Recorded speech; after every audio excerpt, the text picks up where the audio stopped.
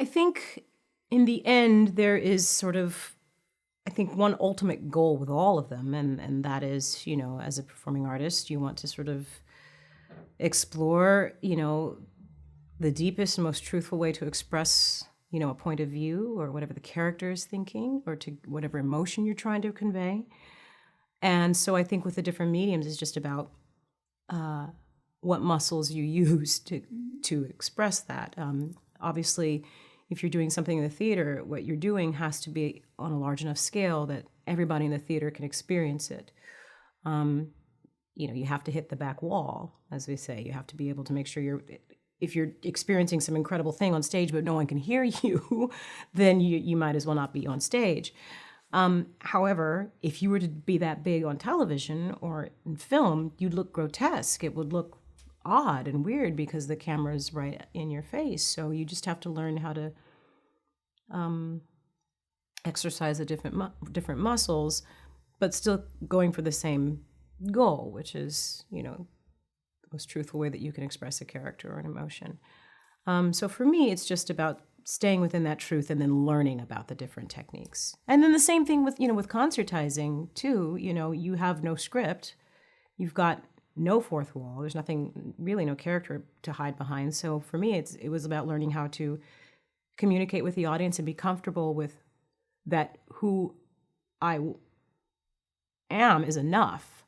And then slip into character for each song. But in between each song, you have to be honest and be, comfortable with who you are. So that was also another sort of thing for me to learn. And it's trial by error. I mean, I fell on my face many times, figuratively and literally. I have fallen on my face in concert. So, but someone said to me once, a lady I was doing my first national tour with, Mary Fogarty, and she'd done 1 million plays by this point. She was about 70 years old. She's passed away now, but I said, where did you study acting? She said, the stage, honey. I learned on the stage. I said, you didn't go to college? She said, no. I had to get on stage to figure out what I was doing wrong, and the stage will teach you. And I've never forgotten that either.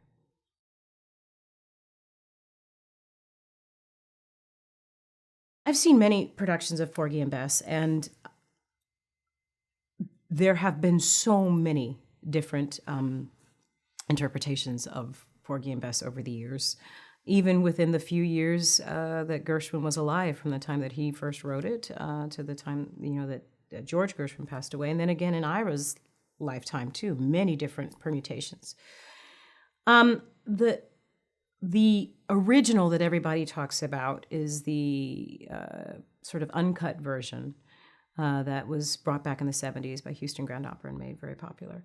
And how our production differed from that is we cut out a lot of a good deal of the repetitive stuff within, like repetitive choruses or instead of 5 verses of something, we would do maybe 3 verses of something. And we added a little more dialogue. We weren't the first ones to do that. That was done right after Gershwin died, when it was brought back to Broadway, the first revival by Cheryl Crawford with Ira Gershwin's blessing. And he actually did some of the work on that as well.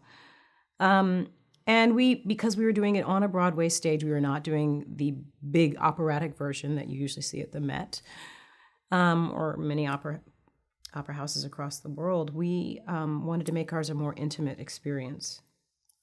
And so we looked at it more like a play or a piece of musical theater than necessarily an opera. And I guess that's the main difference. But I think the other difference is, usually when you see productions of Porgy and Bess done at Opera House, they'll do about 15 performances total. We did over 250, 260 performances of that. No, 300. We made it to 300 because we're doing it 8 times a week. So there's a chance to really get into those characters and explore in a way that you might not necessarily get a chance to do. You meet up with a company, you work for a couple of months, you do 15 performances, then everybody goes off to do, maybe another version of Porgy and Bess or whatever, but you don't get that cohesive sort of day in and day out, month in and month out that I think that we were lucky enough to get with that long, long run.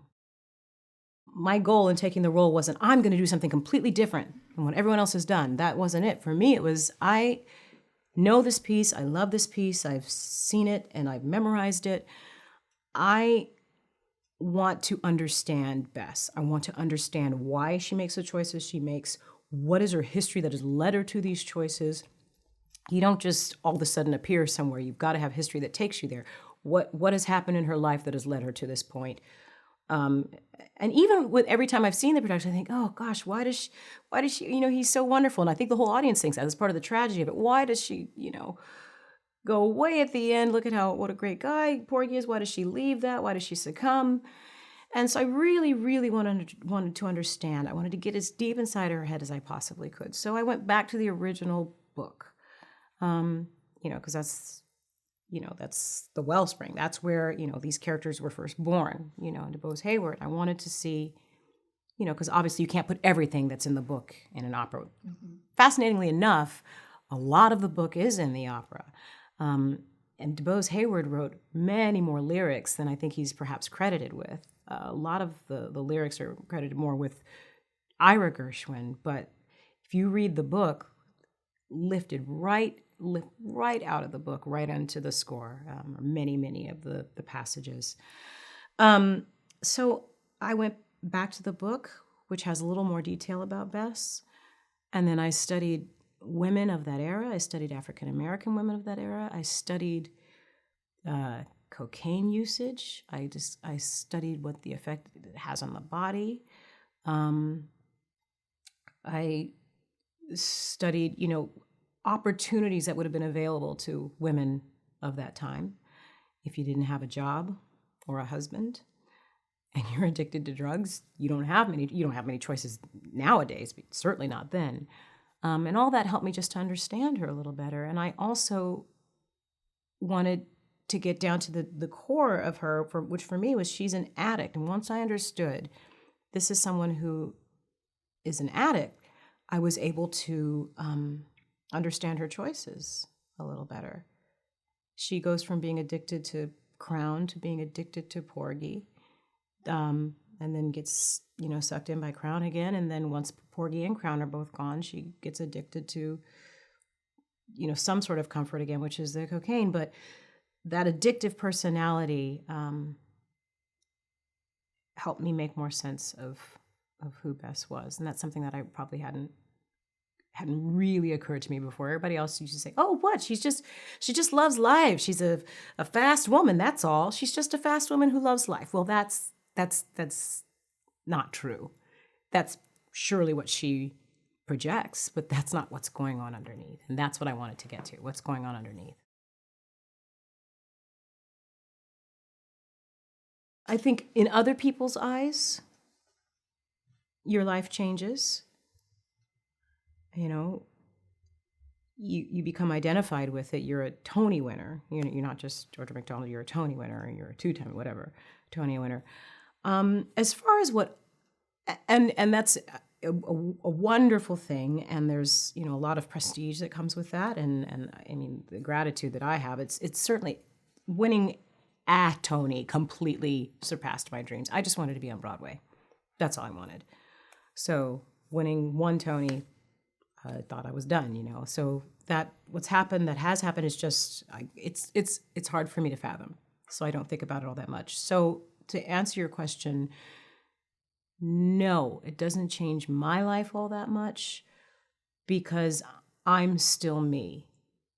And I'm still an artist who's searching, trying to evolve, an artist who 9 times out of 10 is dissatisfied with her work and, beats herself up and goes out there and tries again and again and falls on her face and looks for new challenges. And I think the Tony says, okay, great job, keep going, but it doesn't bring money. Maybe Oscars do, but Tonys do not. Theater doesn't bring money in general. That's not why you do it. If you go to theater for money, then you've really gone into the wrong business. What's the joke? I want to tell you how to make $1 million. Invest $10 million in a show. That's how you make. And I think that I never felt any different on the inside. So I guess no, it didn't change my life, but outwardly it did. Does that make sense? I don't know. We left Berlin, Germany when I was, I think, 8 weeks old. I wasn't very old. And my mother and I went to Lawrenceville, Virginia, which is her hometown. And then my dad went off to Vietnam. And then once he finished his tour of duty in Vietnam, then we moved to Fresno, which is where he's from. And that was, I think I was 9 months old. My parents made the trip across country in a dark green Volkswagen station wagon. My family's very musical. My grandmother, my maternal grandmother, was a music major in, I guess that would have been the 30s, in Mississippi. Went to college, and she was a piano teacher after that. And my mother played the piano as a result. And then on my dad's side, his mother was a piano teacher and the organist at their church, and all of his sisters sang.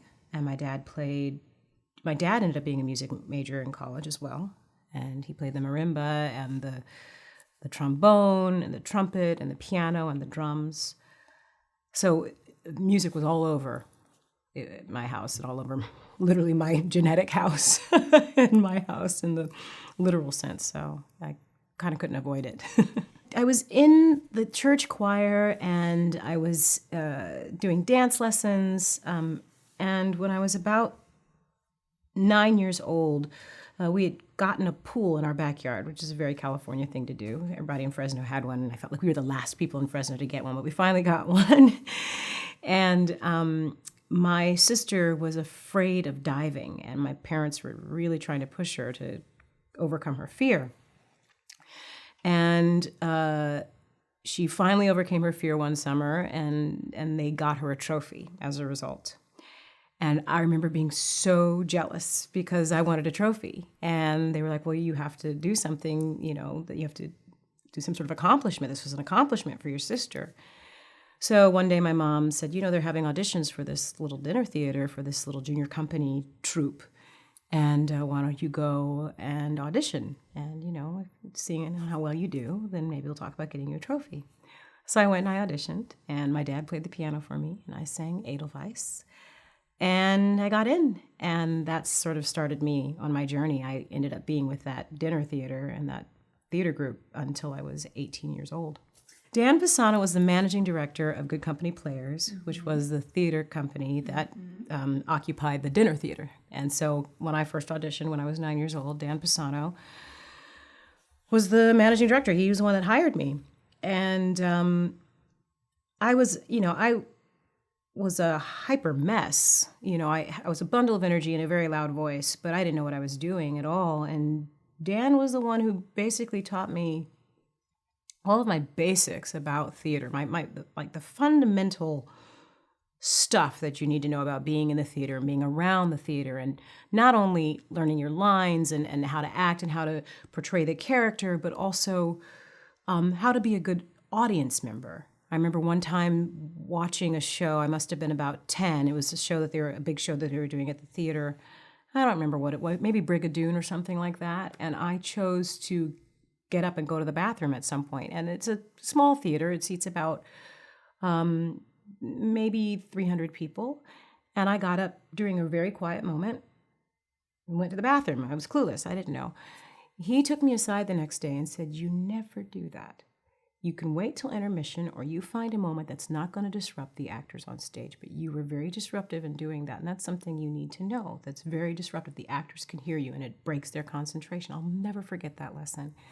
And I am, as a result, I am hyper aware of, I get to a theater on time or I won't come. I mean, it's the one thing I refuse to do as an audience member. And that's because he taught me that. He taught me, you have to be quiet backstage, be on time, be a good colleague, take your work seriously. I learned all that, as well as what it meant to be on stage, So I accredit him with sort of everything for me as far as getting into theater. I think he saw, raw talent. I think he saw that I possessed a sort of a natural desire to express myself through, music and stage work. And he just saw something that needed a lot of molding. And he's a great director. He's a great actor. He's a very funny man. But he's a teacher first, and he had taught at Fresno State for many years, and had had the ambition to start a theater company, a community theater company in Fresno, California, at a time when theater wasn't the main export of Fresno, California. It was raisins and whatnot, and agriculture. And so not only, I think, did he see someone that could grow if they just had the right sort of mentorship, but I think he just couldn't help himself. And I'm not the only person that has that story when it comes to Dan Pisano. There are many people that came out of Fresno that have that exact same story. Dan Pisano was their mentor. It's because of his love of theater, his love of the craft, and his love of talent. So I think, I don't know, maybe that's what he saw. I possessed all that. It's an interesting trajectory. The theater group, Good Company Players at Roger Rocca's music theater, became a big deal in Fresno. I mean, it was kind of one of the only games in town as far as theater is concerned. They did 10 productions a year, and they had a junior company troupe, which I was a part of, and we would do a little pre-show cabaret before each show. So, and you had to audition for this junior company, even if you were in already. You had to audition every 3 months. You had to audition again. So the talent pool got kind of bigger and bigger the more popular it got. And then it was at the time of that they were trying to stop forced busing with schools in Fresno. And so they started to develop all of these magnet schools around Fresno. So instead of, being forced to another part of town just to sort of diversify the schools, you went to the school according to what you were interested in. That was happening right as I was going into high school. So Computech, which is a computer school, popped up. There was a poli-sci school that kind of popped up. These were all high school, and a performing arts school popped up. And many of the teachers that came in and populated, my freshman year was the first year that the school opened. Many of the teachers that populated that school were people who had worked at Good Company Players. And in fact, one of the ladies that became the principal of that school was a great lady named Clyde Ramsey, who had starred in many shows at Good Company Players. She was Dolly and Hello Dolly and and Mame. So I ended up going to a performing arts high school, as well as still doing shows at Good Company Players. And so by the time it was time for me to audition for Juilliard, I had spent my whole life basically on the stage, in my high school productions and in my dinner theater productions. We had a TV show, a weekly TV show for the junior company. And so auditioning wasn't scary to me. It's something I'd grown up doing. And a girl the year in the class before me had gone and auditioned for Juilliard for the dance department. And then another girl in our dinner theater had gone and auditioned for the vocal department. And I knew I wanted to move to New York. I knew I wanted to be on Broadway. I knew that very shortly after I started working at Good Company Players. I knew that's what I wanted to do. And so I told my parents I wanted to move to New York, and they said, you have to go to school. You absolutely have to go to school. You can't just, run off to New York. You've got to get an education. They were educators. You have to have that to fall back on. And so they said, audition everywhere you can. So my mom took me to New York, and I auditioned for Juilliard. Ellen Fall was a great, great lady, a great teacher. I happened to catch her in her last 2 years of teaching at Juilliard. Her daughter had moved to the West Coast, and she was wanting to go be near her. So her time at teaching at Juilliard was kind of coming to a close. She was the one teacher when I went in and did my final audition for Juilliard that made me feel comfortable. They were all sitting up in the mezzanine section of the Juilliard Theater, and they said, okay, sing your first this aria, and I did, and I didn't know anything about classical music. That wasn't what I was studying at school, but I had learned, an aria, and I sang it, and I told them that I was a lyric soprano, and then I proceeded to sing a mezzo-soprano song, and so it was obvious I didn't know what I was doing, a Samuel Barber song.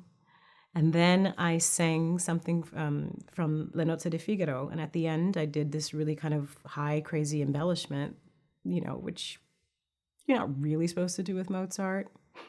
And I did, and the rest of them were a little bit like that, but I'll never forget watching Miss Fall giggle. And then when I was done, she said, "How old are you?" I said, "I'm 17. She said, "Okay." And then she just kind of had a twinkle in her eye. So when they accepted me, I was shocked. And I remember leaving the audition thinking, oh, well, I blew that. I'm not going to Juilliard. I blew that. And then when I got to Juilliard, she had picked me as a student. A lot of students would go in and they knew who they wanted as a teacher, and they went to Juilliard to study with them, but I had no idea. And so she picked me. And she was a fascinating teacher because she had in the same way that Dan Pisano, she had a lot to have to mold because I was just so raw and I didn't know anything about classical music, and I was still wanting to be on Broadway, but here I was studying classical music. So she kind of had to keeping my head in the game and trying to keep me focused on classical music and trying to keep me convinced that regardless of what I ended up doing with it, it was the right thing to pursue for now, just to get the technique. Whereas maybe other teachers at the school got a little frustrated with me. She understood that I was young and a bit wild, but that there was talent there. So she was a great supporter of mine at a time when I think maybe some of the other teachers might have just given up on me. She didn't.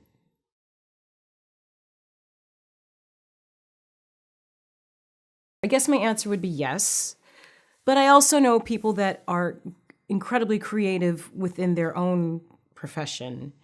And I think it just comes down to the type of personality that the performing arts seems to attract. And that's outgoing, very sensitive, sometimes incredibly insecure people that for some reason need a lot of validation, have a lot they have to get out, and choose one of the hardest professions in the world in which to sort of exist with as sensitive as you need to be. It's so interesting in the performing arts, you have to have thick, thick, thick skin because of all the rejection you face on a daily basis and the fact that work never lasts for very long. But you need thin, thin, thin skin in order to access all of your emotions and your creativity so that you can express it. You can't be dead inside, otherwise you've got nothing to give. So it's a paradox that we have to exist in both planes, in order to do what we do. So there's, I guess, a certain sort of personality that is drawn to it. And as a result, I think they're more open in the world too, because I think it's just being that the personality that is drawn to the type of work that performing artists do. But I do think that they tend to be a little more open-minded because they have to be. Maybe another reason is a lot of times they've got to walk in a lot of different shoes. Mm-hmm.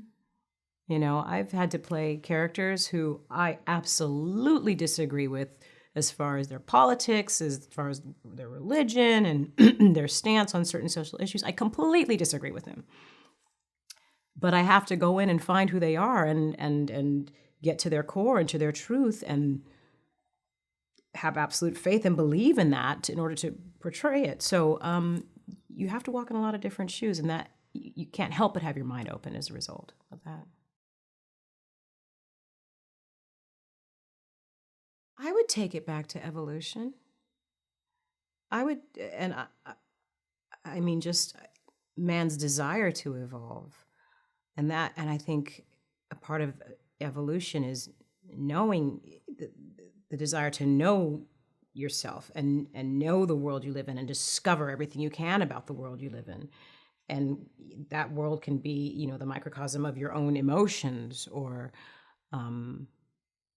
a society, or whatever, or the, you know, the cosmos. So there's this constant desire for knowledge. And I think creativity comes in that, how we go out seeking that knowledge, whether it's self-awareness or, you know, quite literally what makes the earth the earth.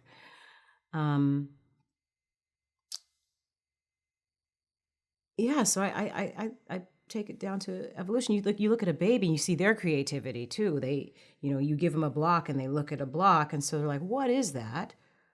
So you'll see they'll they'll pound it or put it in their mouth. And then from that, it can turn into something like, oh, this is something that can be a projectile. This can be, you know, this is pretty, and I like the color, but it's all out of this desire to know more about it. And then from there, I think, comes the creativity. I think it's absolutely essential to encourage creativity. I think we come in as these wide-eyed sponges, ready to create and absorb and evolve. And I think more often than not, we are squashed, you know, the older we get. You know, what's the quote someone said, I read the other day, someone said, you know, you spend the first year of your life learning how to stand up and walk, and then from then on, everybody tells you to sit down. And anyway, so I think, you know, the encouragement of that, it just encourages the mind to develop. And I mean, to think that we only use 5% of our brains when there's so much more we could be using, and that hopefully we as a race will continue to evolve so that maybe some millennia down the line we will use more. But so that it absolutely has to be encouraged. I was encouraged in an interesting way, in that I came in with all of this hyperactivity and all of this energy, and I came in very musical. It was just part of my family, so I came in that way. But the hyperactivity was becoming a bit of a detriment. And so my parents, instead of medicating my hyperactivity, which, you know, some parents might have chosen, and I don't judge. I think there's different solutions to many different solutions to the problem. But my parents decided, let's channel. She loves to sing. They found the theater for me to audition for. I was someone who was considered very overdramatic, you know, would freak out at a thunderstorm thinking the world was coming to an end, would sob really hard, you know, more than most kids, you know, at Bambi or something like that. Everything affected me greatly emotionally. And so I said, let's find a place to put this energy where she can channel it in a good way and learn and do something productive with it. So instead of squashing it, they found ways to nurture it. And I think had they not done that, I might have been sort of an over-medicated kid. I think it's in different levels and different people. I think, you know, some sort of creativity is within everybody. I think that's just a part of the human spirit. I think there's no human being on earth who is not creative in some way, because I think it's just a part of our genetic makeup. So I think it can only be encouraged. I don't think it can necessarily be taught. For me, I am constantly forcing myself to evolve, because I think to stagnate creatively, I mean, there's a certain death that happens with that, because if you're not moving forward and you're not evolving, you're devolving, you know, and I don't want to go backwards. I want to be better at what I do tomorrow than I am today. I want to be worse, you know. It may be in a different way, or maybe I've turned a corner and tried a different part of a career, or maybe I'll take my big mouth and maybe do something, you know, like on a more political level somewhere down the road, or teach or something like that. But there has to be a constant sense of evolution. Yeah, I equate it with death. I don't know that for me it has to necessarily be a conscious choice, because was it the Agnes DeMille that talks about the I can't think of the exact quote, but the dissatisfaction that is always there as an artist. The best way for me to maintain the constant sort of evolution and creativity is to constantly find something that's a challenge. When I'm being offered something, or I got to put food on the table. I've got a family. I've got to put food on the table. So but this is what I do as a living, and it's my calling. Whatever. So for me, it's like, well, what is going to challenge me? And I'll have a couple of options, and whatever is the scariest is almost always what I end up choosing, because I figured that's where there's something to be learned, and where there's something to be learned, there's evolution. So I'm always looking for a challenge. The fear of failure. It's as simple as that. You don't want to fall on your face, and you know that you probably will. But if you do somehow get through that challenge, look at what you're going to have learned, and look what you're going to know. I was scared to death to do Bess and Porgy and Bess, and I thought I wouldn't survive it. I thought I'd kill myself vocally. I thought, especially because we were attempting to sort of put it in a more musical theater genre again, as opposed to the operatic. I knew the slings and arrows that were headed our way, and I thought a lot of people. And I left a really healthy television show in California to do this. I came back, to go home, and left a really healthy paycheck and all that. To not only be with my family, but then also to pursue this Porgy and Bess. And, because it scared the bejesus out of me. And because I knew that if I get past this, or even if I am just the slightest bit better as an actress, or even a singer, or even a classical singer, for having done this, it will be worth it. So there you go. I guess you could look at it sort of like when you look at an Olympic runner and they cross the finish line, and you see it's the same thing, I think, working and training and to get to that moment. And sometimes it's less definitive, within a Broadway show or in theater than I guess there's the opening night, if you can get to the opening night. But it's like crossing a finish line. You have the moment of awareness of what's just happened, and an awareness of, okay, that's a goal that I wanted to reach, and I've reached it. But you can't tell me that Usain Bolt isn't thinking, okay, now I got to be faster. So you have a moment which may last a week, may last 30 seconds, may last a year. And then the goal gets put all the way across the other side of the world again. And then there you go, running towards that one. That's, for me anyway, that's how it is always.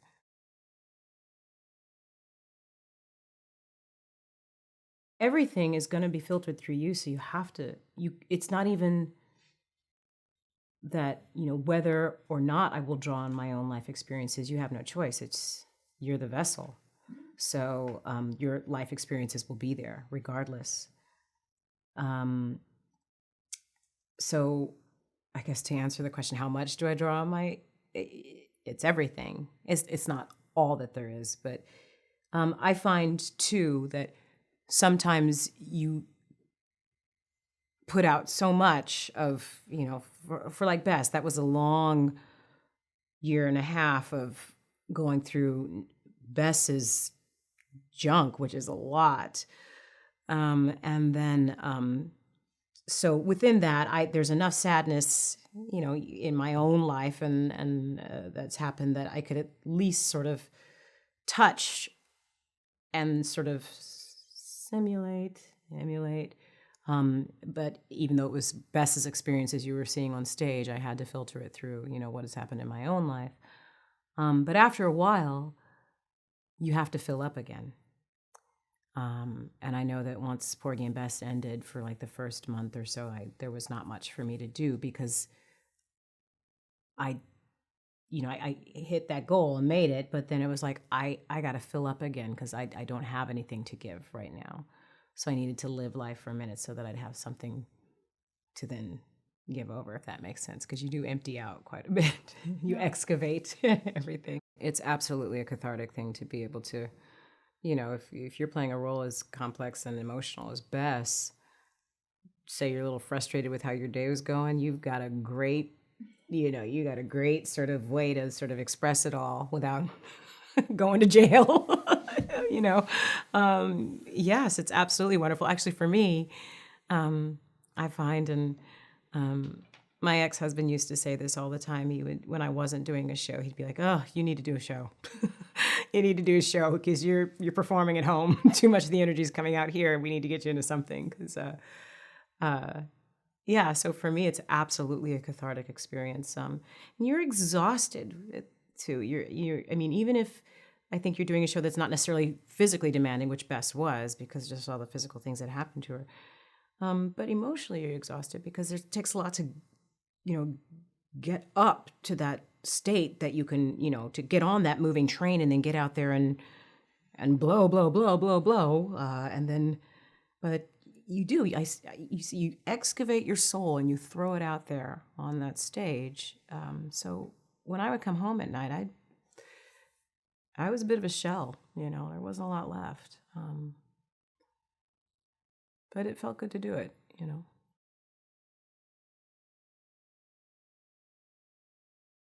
I certainly don't want to pigeonhole myself as being, all she plays is drug addicts, or all she plays are, for a while people are like, are you ever going to do a show where you're nice to a child? I mean, I did the musical version of Medea, and then I did Ragtime, and even in Raisin in the Sun, she's threatening to have an abortion. It was like, my gosh, be nice to kids, So yes, you look for different types of roles and experiences to play and explore, but also it really is, for me, it's going back home and filling up just with family, or going up and filling up on art too that I'm not involved in too. And regardless though, even if I do go out to, if it's the Philharmonic, or I go to see a great singer, like I saw Ray LaMontagne in concert recently at Carnegie Hall, and I love him, and I was so moved by it. Or I see other shows. I can fill up that way, but I'm still observing as a student as well. My mind's still at work and processing, and learning. Maria Callas talked about the fact that even the least talented student can teach you something. And not to say that the Philharmonic or Ray LaMontagne, I mean, they're inspirational, incredible. But I am very aware of the fact that my mind and my soul or whatever are processing all of this and storing it to then be used at a later date when I get out there, And I actually find that and I was talking to my husband about this, who's also an actor too, that when we're watching other Broadway shows, we feel muscle twitches, even though you're just sitting back and, this is Julius Caesar. What part would I play in Julius Caesar? I couldn't possibly play a part in Julius Caesar, and yet I'm twitching, with them. It's an incredible rush, especially the live aspect of it.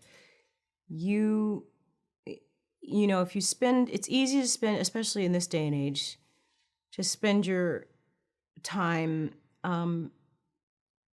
not being in the present. It's very easy to be way ahead, what's, tomorrow and the day after that, or fixated on something in the past, or virtually somewhere else. I'm, whatever, watching a football game online here, whatever, just not being. And the one thing about live performance, and I guess what makes it so scary, is all you have is that moment. You must be in that moment. You cannot be ahead of it. You cannot be behind it. You can be making sure you're aware of, what you have to do next. But regardless, that moment forces you to be in the present. And that's a rush. And it's something that a lot of people run from, because it can be scary. But that's also where life happens, I think. And so for me, maybe I am an addict. I'm addicted to that rush. And I'm also addicted to those moments when you're on stage and the audience is so quiet, you could hear a pin drop, and you realize that you're in communion. And that's an incredible experience. That's a cosmic experience as far as I'm concerned, without getting, way out there. But you feel the communion of the collective consciousness in that moment when you're on stage doing something and the audience is absolutely with you. And the audience becomes a collective sort of entity as well. They come in from separate places and socioeconomic backgrounds and places across the world and days that they've had, and then they come together and they become one collective thing and experience something in a collective way. And that's a powerful, powerful, powerful thing to experience. So I'm definitely addicted to that too. Family life is difficult anyway, and raising children, and everybody works now. If you in terms of you're struggling to put food on the table, and even if the work is at home, being the person who's staying home and being the CEO of the house, regardless, it's difficult. So you add on top of that a career that basically is always, what have you done for me lately? So, just because a doctor can be a doctor today and then will be a doctor tomorrow, but an actor, well, you're not working at anything right now. So, whereas a doctor's going to have their job tomorrow for the most part. So there's the insecurity of that, and then having to go where the work is, which almost, 9 times out of 10, unless you're very, very lucky and you can say, no, I will only work in this city. And if there's no work here, then I just won't work, because my family, you have to go where the work is. I think Renee Fleming is the one who says, when they do pay us a lot of money, you're not being paid, or she thinks of it as not being paid to sing and perform, because it's what she loves to do. She's being paid for the time that she has to be away from her family. And I agree with that. And then you're thrown into these instant families. You're all of a sudden during, I have a family, and I've got a kid and a husband and stepchildren, and we've got my life at home. And then at night, running off and falling in love with Norm Lewis and getting raped and beaten up by Philip Boykin, and you're living this whole other life with these people that you're going through these deep emotional things with. And so you form a bond, and then you shake that off and go home to real life. And I think for a lot of people that are in the performing arts, it's easy to fall into the trap of starting to confuse what's real life and what's not. Because to your body, it's all real. I had to fall in love with Norm every night. So physiologically speaking, that's what my body's doing, or, emotionally, your body doesn't know the difference, it just, so it's only you have to rely on your brain to go, okay, that's not real life. This is real life, So I think that's where the challenge comes in. Sounds like terrible grammar, but I want to do the singing. I want to do the acting. I want to do the concertizing. I want to do the plays. I want to do the musicals. I want to become a great artist. This sounds really cheesy, but if ever there was like an award that I would want to win someday, it would be like a Kennedy Center honor. And that would mean to me that I've amassed a body of work that has not only sort of affected, the arts and made an impact on the arts, but that's a large enough body of work and a varied enough body of work and a lengthy enough body of work that it deserves an honor. That to me is like, that would be a great goal. But if that were to happen someday, which would be amazing if it did, the next day I would still be like, oh, okay, cool. Now, I've never been able to sing this note really comfortably. I should figure out how to really, what I mean? There's always more to learn.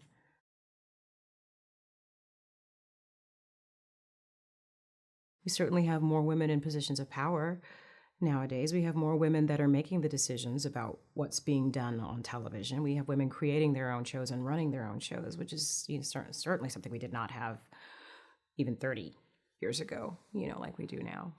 So I do see change. But at the end, that you're still, in this entertainment business, especially in film and television, although there's the independent films where you can sort of do what you want, but they're still slave to the almighty dollar. Is your film going to get made?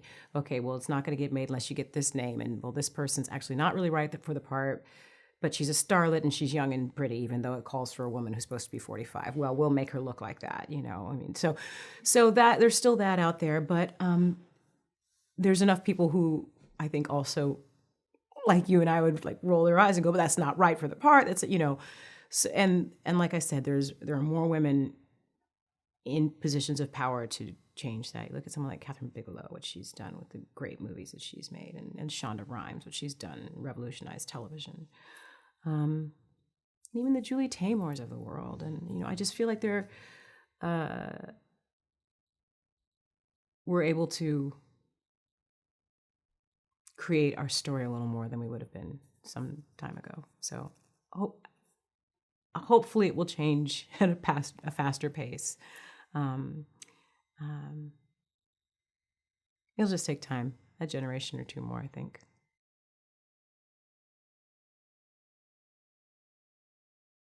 What I appreciate about achievement is that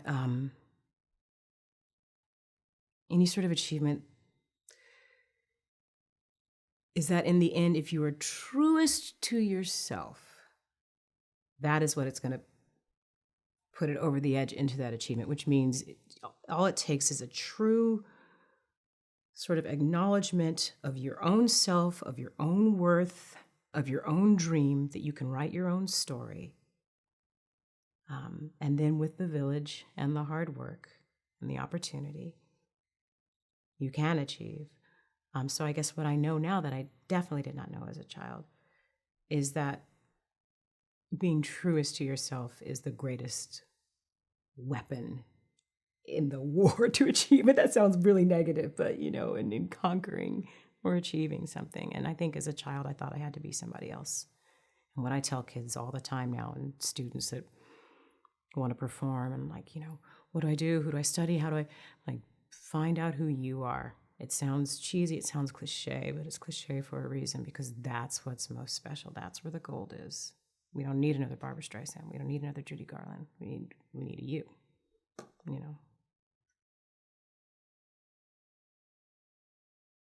I think every human being has a dream. And I think what's special about the American dream is that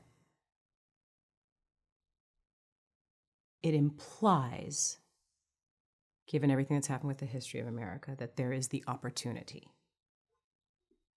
to make your dream come true. So I think America signifies opportunity. I don't think we necessarily have cornered the market on dreams. That's a human thing. But I think opportunity is what American dream is about.